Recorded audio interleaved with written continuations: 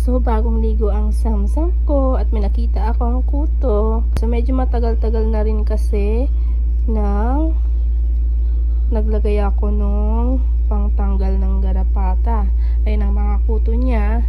So, maglalagay tayo ulit. So, ito yung ilalagay natin kay Sam.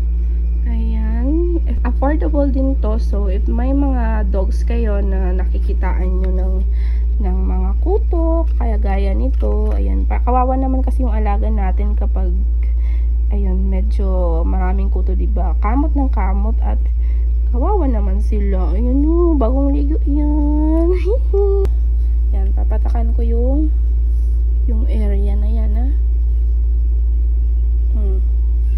Ayan, so isang patak lang yung nalagay ko dun sa dun sa mismong kuto niya. So, titingnan natin after few minutes kung ano yung mangyayari dun sa kuto niya. Ayan. Kasi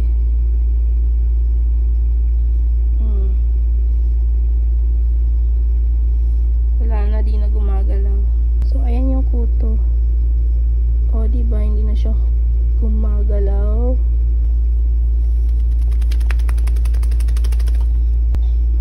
So, maglalagay ako sa batok niya para yung ibang kuto hindi na dumami.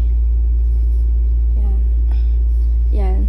Kailangan niya nakikita yung skin kasi dun ka magpapatak sa batok. Ayan. 1, 2, 3. So, ayan. Nakalagay na ako. And ilalagay mo pala siya mga after 1 month na yung sunod mong pag-apply. Yan.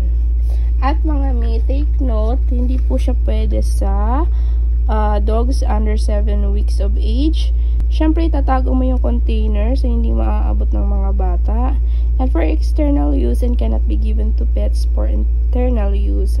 And ayan, nilalagay mo siya sa batok siyempre para hindi yung batok kasi hindi niya malilik yun. So, dun mo siya ilalagay sa hindi niya madidilaan.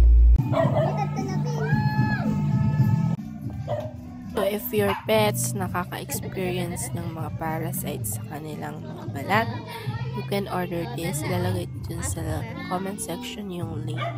Check nyo na lang.